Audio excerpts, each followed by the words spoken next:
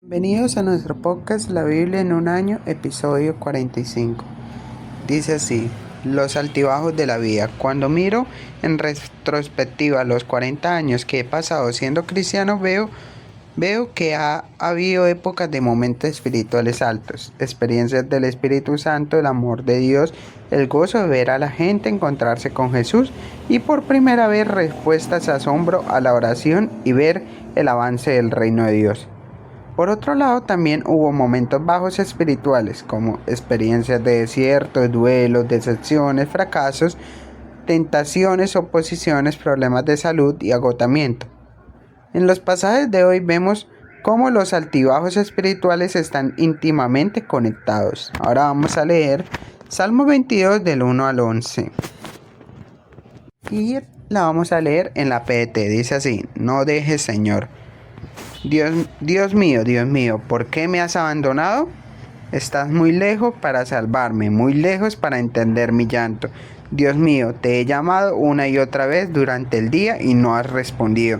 De noche sigo llamándote y tampoco me respondes. Sin embargo, tú eres santo, tú estás sentado como rey, y tu trono son las alabanzas que te rinde Israel. Nuestros antepasados confiaron en ti, y tú los salvaste. Ellos pidieron tu ayuda y tú los ayudaste a escapar de sus enemigos. Confiaron en ti y encontraron una respuesta. Entonces, ¿por qué no atiendes mis súplicas? ¿Acaso soy un gusano y no un hombre? La gente me desprecia, todo el que me ve se burla de mí. Me hacen gestos de rechazo y me tratan mal. Y dicen que pida ayuda al Señor. A ver si lo salva, si tanto lo quiere, tendrá que salvarlo. En el momento que salí del vientre de mi madre y ella me dio pecho, tú me hiciste sentir seguro. Has sido mi Dios desde el día que nací. Cuando salí del vientre de mi madre fueron tus abrazos los que me recibieron. Así que no me dejes, especialmente ahora, que el peligro está cerca y no tengo a nadie quien me ayude. Primer punto: confía en que el sufrimiento llevará a la victoria final. Este salmo es el antecedente del grito de Jesús en la cruz: Dios mío, ¿por qué me has abandonado? No es coincidencia que Jesús citara este salmo en Mateo 27:46. El Salmo 22 traza un antecedente profético para la cruz y la resurrección, y cumpliéndose en Jesús. La gente se burla de mí, el pueblo me desprecia. Fue menospreciado y ridiculizado, le lanzaron insultos meneando la cabeza. Confía en el Señor, que sea Él quien los libere. El Salmo describe con precisión los sufrimientos de Jesús, a pesar de los cuales todo termina en victoria. El mensaje de este Salmo trata de la importancia de confiar aún en nuestros momentos más bajos. Salmo 25, el 4, 5 y 9. Jesús, en el momento más bajo de su vida, crucificado y abandonado por Dios, confió en que Dios lo libraría. La derrota aparente de la cruz se volvió la victoria más grande de todos los tiempos. Si estás en un punto bajo, recuerda que el sufrimiento no tiene la última palabra. En Jesús, la resurrección y la victoria de Dios tiene la última palabra. Sigue confiando en Él. Ahora vamos a hacer una pequeña oración. Gracias, Señor, por todas las veces en las que he clamado a ti y he sido salvado. He confiado en ti y no me has decepcionado. Ayúdame a seguir confiando en ti cuando atraviese épocas de sufrimiento. Ahora vamos a leer Marcos 1 del 1 al 28. Y dice así: misión de Juan el Bautista. En la PDT. Esta es la buena noticia sobre Jesús el Mesías, el Hijo de Dios. Empieza como está escrito en el libro del profeta Isaías: oye, te envío a mi mensajero delante de ti, quien te preparará el camino. Alguien grita en el desierto: preparen el camino para el Señor, háganle en caminos derechos. Así Juan el Bautista llegó a bautizar a la gente en el desierto, anunciándoles que cambiarían su manera de pensar y de vivir, y que se bautizarán para que Dios le perdone sus pecados. Entonces venía a él toda la gente de la provincia de Judea y de la ciudad de Jerusalén y confesaba sus pecados. Y Juan los bautizaba en el río Jordán.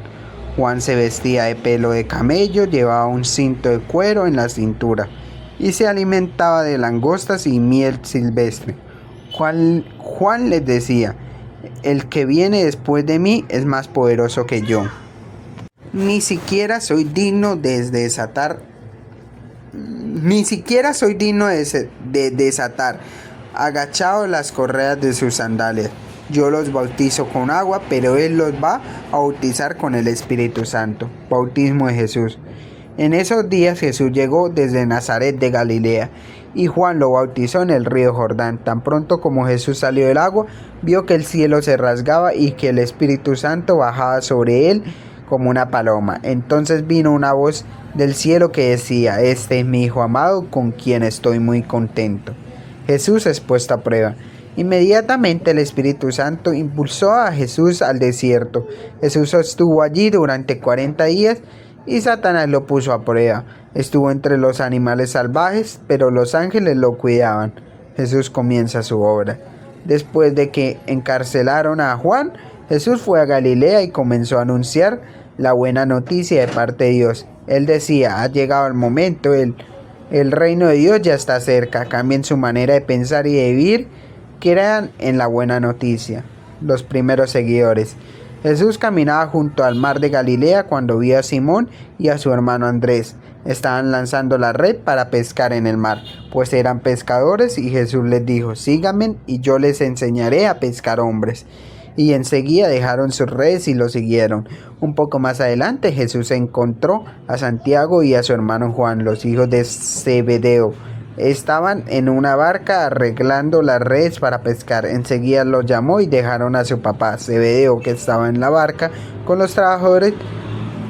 Dejaron a su papá Zebedeo, que estaba en la barca con los trabajadores, y siguieron a Jesús.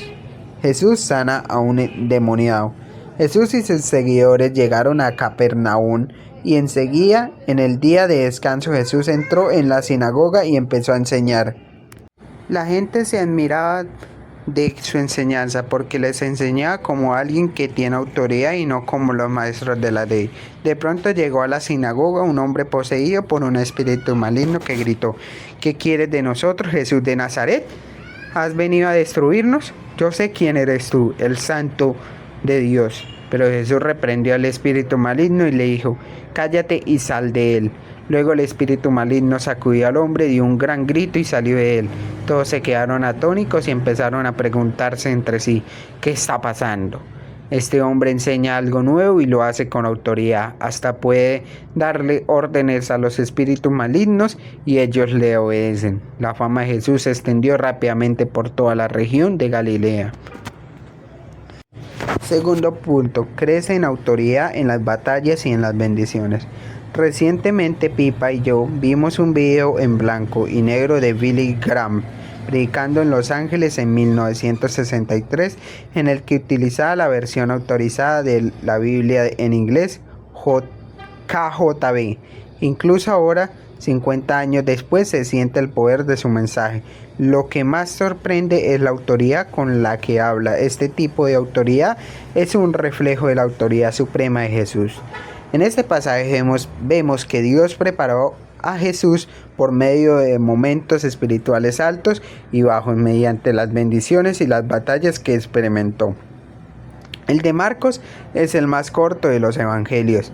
Abarca 3 semanas de acciones de Jesús y 20 minutos de palabras suyas. Es el evangelio más vivo. Va corriendo de suceso en suceso, produciendo una sensación de emoción que te deja sin aliento. Es el único apremiadamente de la nueva de Jesús. La palabra favorita de Marco es inmediatamente. Jesús lo sabía todo acerca de la vida bajo presión. Experimentó momentos altos y bajos espirituales. En su bautismo vivió un momento espiritual muy alto. Tuvo una visión, vio que el cielo se abría, experimentó al Espíritu Santo. El Espíritu Santo bajaba sobre él como una paloma. Escuchó la voz de Dios, se oyó una voz del cielo. Recibió la certeza de su filiación. Tú eres mi hijo. Conoció en su interior el amor de Dios por él. Eres mi hijo amado. Y se deleitó en cómo Dios dijo: estoy muy complacido contigo. y de ahí pasó directamente a un momento espiritual bajo, en el desierto, donde fue tentado por Satanás durante 40 días. Que no te sorprenda el ataque espiritual que sigue a las grandes experiencias espirituales. Siempre intentamos advertir a la gente esto. Si por ejemplo has sido lleno del Espíritu Santo en el fin de semana de Alfa, recibiendo una profunda convicción del amor de Dios por ti y conociendo que eres hijo de Dios, no te sorprenda de los ataques que a continuación vendrán, frecuentemente en la forma de dudas o tentaciones. Cuando contemplo mi propia vida, puedo ver que, aunque los tiempos así me parecieron muy dolorosos en el momento, ahora puedo reconocer lo importantes que fueron para prepararme para lo que habría de venir. Todo esto es parte de la economía de Dios. Fue el Espíritu quien envió a Jesús al desierto para ser tentado por Satanás. De alguna manera, los tiempos de desierto e intensas tentaciones nos aseguran que realmente todo es cierto.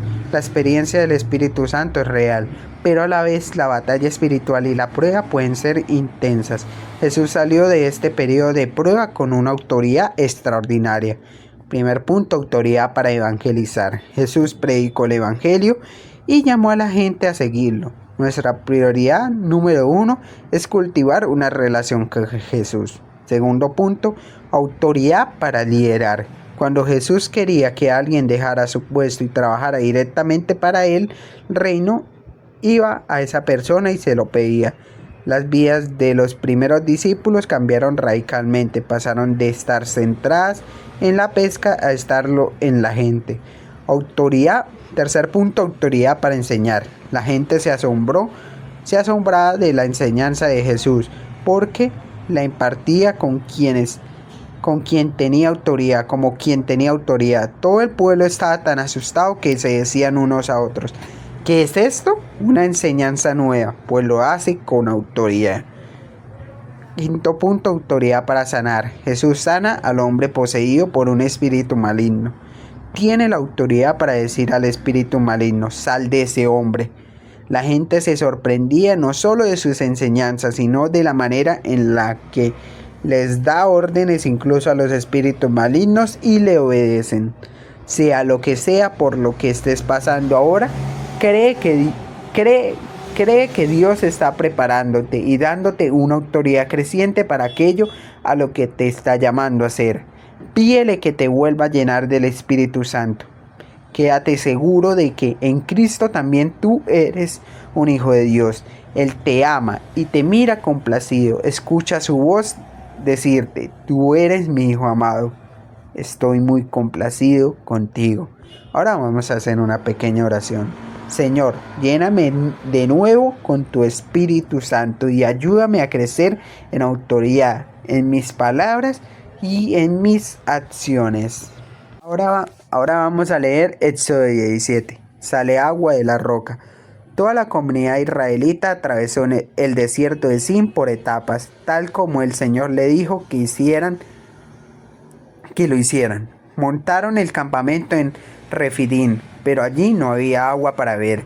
El pueblo le reclamó a Moisés y dijeron: danos agua para beber. Moisés les dijo: ¿por qué se están quejando conmigo? ¿Por qué ponen a prueba al Señor? Pero el pueblo tenía mucha sed y quería tomar agua. Por eso siguieron quejándose en contra de Moisés. Le preguntaron: ¿por qué nos sacaste de Egipto para matarnos de sed a nosotros, a nuestros hijos y al ganado? Entonces Moisés rogó al Señor y le dijo: ¿qué voy a hacer con este pueblo? Un poco más y me matan a pedradas. El Señor le dijo a Moisés: pasa delante del pueblo y hazte acompañar de algunos ancianos líderes de Israel. Lleva en tu mano el bastón que usaste para golpear el Nilo y ve. Yo me voy a colocar frente a ti sobre la roca que está en Joreb. Cuando golpees la roca saldrá agua de ella para que beba el pueblo. Entonces Moisés hizo exactamente eso frente a los ancianos. Llamó a este sitio Masa y Meriba, porque los israelitas se quejaron y pusieron a prueba al Señor, preguntando: ¿están ¿está o no está el Señor con nosotros? Victoria sobre los amalecitas. Los amalecitas vinieron y lucharon contra Israel en Refidín. Entonces Moisés le dijo a Josué: elige a algunos de nuestros hombres y vayan a pelear contra Amalec. Yo me voy a parar mañana en la cima de la colina sosteniendo el bastón de Dios en mi mano. Josué obedeció a Moisés y se fueron a pelear contra Amalec. Mientras tanto, Moisés y Aarón y Hur subieron a la cima de la colina. Cuando Moisés levantaba sus brazos, Israel ganaba la batalla, pero cuando bajaba sus brazos, Amalec comenzaba a ganar. Cuando se le cansaron los brazos a Moisés, le colocaron una roca debajo. Él se sentó en la roca mientras Aarón y Hur, uno a cada lado, le sostenían los brazos. De esta manera sus brazos se mantuvieron arriba hasta que anocheció. Así, a filo de espada, Josué derrotó a Amalec y a su ejército. El Señor le dijo a Moisés: escribe este mensaje en un documento para que se le grabe en la mente a Josué. Quedará solo vaga memoria de los amalecitas. Los voy a destruir por completo. Así el pueblo nunca olvidará lo que he dicho. Luego Moisés construyó un altar y lo llamó: el Señor es mi estandarte. Y dijo: tomemos el estandarte del Señor. Él siempre va a estar en guerra contra el pueblo de Amalec. Éxodo 18.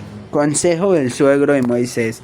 Jetro, sacerdote de Madián y suegro de Moisés, se enteró de todo lo que Dios había hecho por Moisés y por su pueblo Israel, y de cómo el Señor los había sacado de Egipto. Entonces Jetro fue a donde estaba Moisés y llevó con él a Sefora, la esposa de Moisés. Sefora no estaba con Moisés porque Jetro la había recibido después de que ella había sido enviada a casa. Jetro también llevó con él a los dos hijos de Sefora.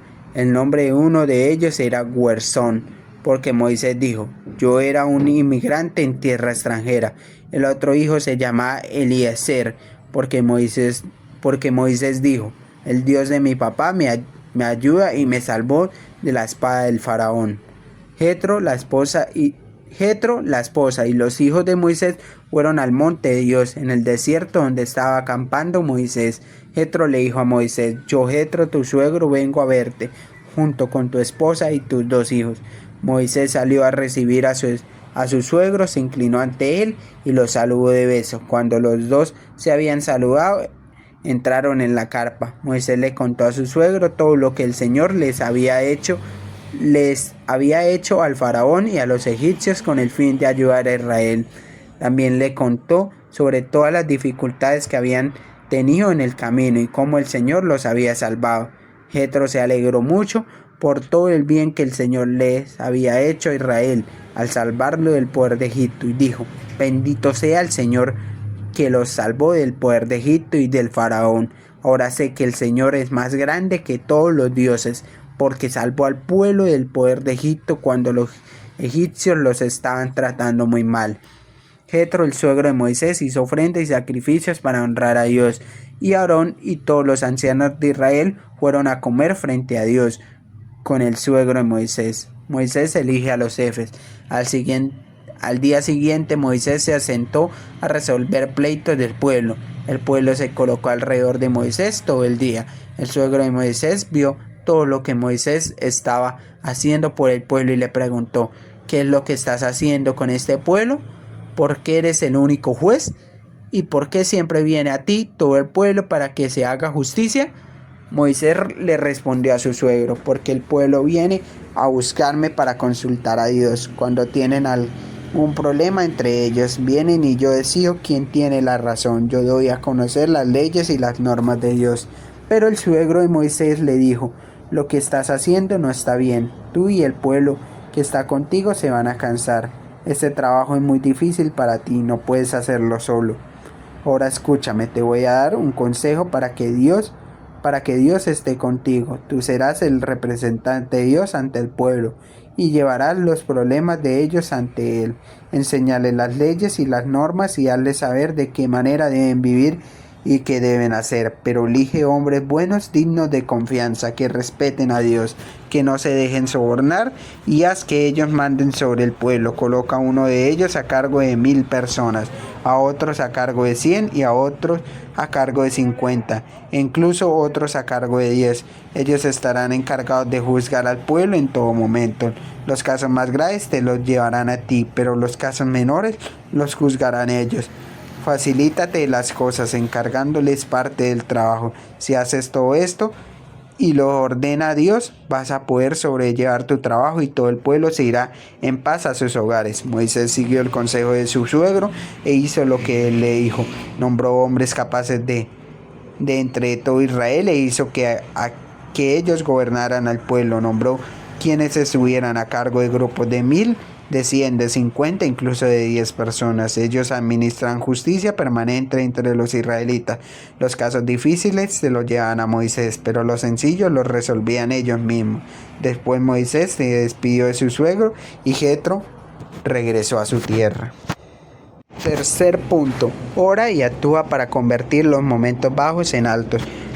Moisés tuvo momentos de grandes bajonazos espirituales. Los miembros del pueblo reclamaron a Moisés, se quejaron y estuvieron a punto de matarlo a pedradas. Los amalecitas se dirigieron a Refidín para pelear contra los israelitas. Aún así, Dios convirtió los momentos bajos en momentos altos. ¿Cómo sucedió? Primero, apoyo y ánimo entre ellos. Lo primero, Moisés oró para sí, clamó entonces al Señor: ¿qué voy a hacer con esta gente? Y el Señor le contestó. Segundo, intercedió por Josué y el pueblo. Cuando Moisés levantaba su brazo, los israelitas dominaban en la batalla, pero cuando lo bajaban, dominaban los amalecitas. Pero como a Moisés se le cansaban los brazos, Aarón y Hur le sostuvieron los brazos, uno de un lado y el otro. Y Josué derrotó al ejército amalecita a filo de espada, y se alzó diciendo: tengo en la mano la bandera de nuestro Dios. Este pasaje nos recuerda el poder y la necesidad de la oración de intercesión. También nos recuerda la importancia del amoroso apoyo y sostén que podemos darnos los unos a los otros cuando estamos agotados. Aprende a cómo delegar. El suegro de Moisés, Jetro, le dio un excelente consejo. Le señaló que si no delegaba, acabaría quemándose. La tarea sobrepasa tus fuerzas y tú solo no vas a poder realizarla. Moisés era lo suficiente humilde y sabio para escuchar a su suegro. No es bueno que intentes hacerlo todo tú solo. Es una manera pobre de liderazgo que lleva al agotamiento, a quemarse. También lleva a infrautilizar los dones de otras personas, su tiempo y sus habilidades. Lo normal es que, al igual que tú, acaben frustrados. Pero la sola delegación no resuelve el problema. Necesitamos los líderes adecuados. Si delegas en la gente equivocada, por mucha microgestión que hagas, no se resolverán los problemas. Si consigues tener a los líderes adecuados, podrás depositar tu confianza en ellos, dejarlos actuar con independencia y potenciarlos. Moisés sigue el consejo de Jetro. Usa 3 criterios para elegir y nombrar líderes. Primero, elige a la gente capaz. Necesitamos gente con capacidad para que podamos delegar con confianza. Segundo, elige líderes de acuerdo a su espiritualidad, aquellos que temen a Dios. El tercer criterio es el carácter. Necesitamos personas que sean sinceros y dignos de confianza, leales y discretos y fiables. Moisés dio a los líderes diferentes responsabilidades, probablemente en función de sus habilidades, y a unos dales autoridad sobre grupos de 1000 personas, a otros sobre grupos de 100, a otros sobre grupos de 50 y a otros sobre grupos de 10. Delegó una parte del poder de la decisión, pero no la totalidad. Las decisiones simples eran delegadas, no así las complicadas. El resultado fue que Moisés pudo aguantar y el pueblo se fue a casa satisfecho. Vamos a hacer una pequeña oración. Señor, ayúdame a hacer que mi relación contigo sea la prioridad número 1 de mi vida y ayúdame a encontrar gente capaz que tema al Señor y sea de confianza para facultarlos y empoderarlos de modo que yo pueda aguantar y la gente se vaya a casa satisfecha. Pipa añade, Éxodo 18, del 9 al 17 y al 19. Jetro fue un suegro excelente, se alegró con los éxitos de Moisés y le ofreció consejo allá donde vio problemas. Y recuerda que este podcast está hecho por el pastor Nicky Gumbel de la iglesia HB en Londres, y el que le dio vida a este podcast fue Jesús David Rodríguez Rojas.